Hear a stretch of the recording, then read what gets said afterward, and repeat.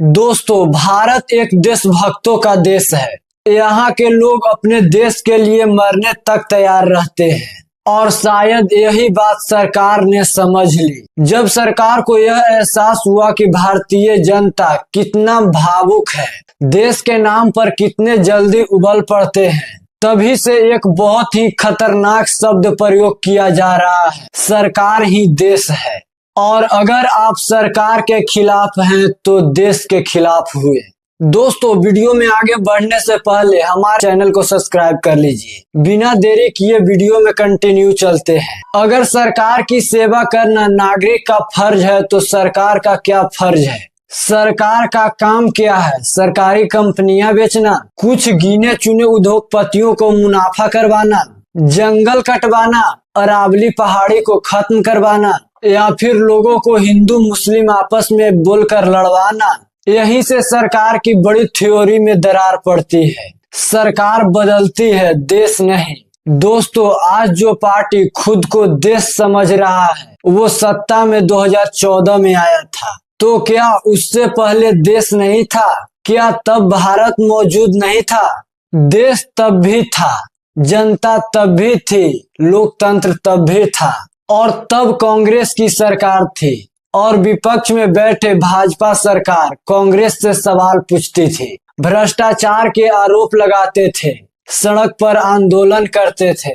तो क्या उस वक्त भाजपा के नेता देशद्रोह थे? नहीं, क्योंकि सरकार से सवाल पूछना देशद्रोह नहीं होता है, ना तब होता था और ना आज होता है। देश क्या है, सरकार या नागरिक? दरअसल देश कोई इमारत नहीं जो संसद भवन में खड़ा हो, देश कोई पार्टी नहीं, देश कोई झंडा लहराने वाला मंच नहीं।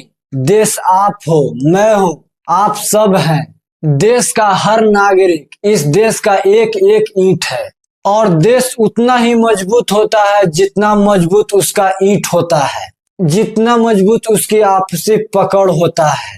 देश का विकास कोई रॉकेट साइंस नहीं है। आप हर नागरिक को अच्छी शिक्षा दीजिए, सस्ता और मजबूत स्वास्थ्य सिस्टम दीजिए, सम्मानजनक रोजगार दीजिए, देश अपने आप आगे बढ़ जाएगा। लेकिन सवाल यह है, क्या मौजूदा सरकार यही कर रही है? हकीकत क्या है? स्कूल बंद किए जा रहे हैं, हॉस्पिटल का बजट घट रहा है, युवाओं को नौकरियां खत्म किया जा रहा है, लेकिन शराब का दुकान बढ़ रहा है, चुनावी खर्च बढ़ रहे हैं, धार्मिक पागलपन बढ़ रहा है। क्यों?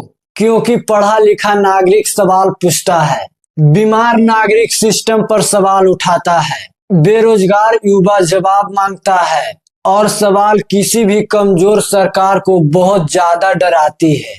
इसलिए देश के ईंटों को आपस में लड़ाया जा रहा है, लोकतंत्र की बुनियाद को कमजोर किया जा रहा है, गंगा जमुना तहजीब को मिटाया जा रहा है, नफरत को राजनीति का ईंधन बनाया जा रहा है। क्योंकि जब लोग हिंदू मुस्लिम में उलझे रहेंगे तो महंगाई पर कोई सवाल नहीं उठाएगा, बेरोजगारी पर सवाल नहीं पूछते, प्रदूषण पर सवाल नहीं पूछते।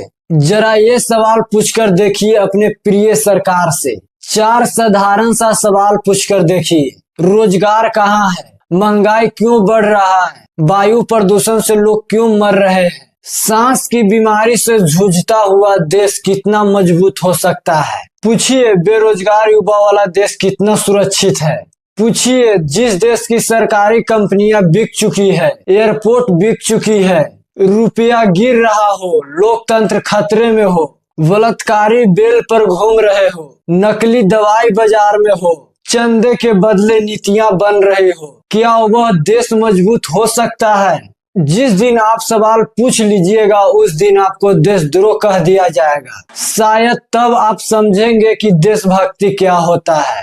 देश से प्रेम करने के लिए सरकार का भक्त होना जरूरी नहीं है, बल्कि सच्चा देशभक्ति वही होता है जो अपने देश को बचाने के लिए जरूरत पड़ने पर अपने सरकार को विरोध करने से भी ना डरे। क्योंकि सरकार आती जाती रहती है, देश हमेशा रहता है। दोस्तों, उम्मीद करते हैं वीडियो पसंद आया होगा। मिलते हैं अगले वीडियो में। बहुत बहुत धन्यवाद।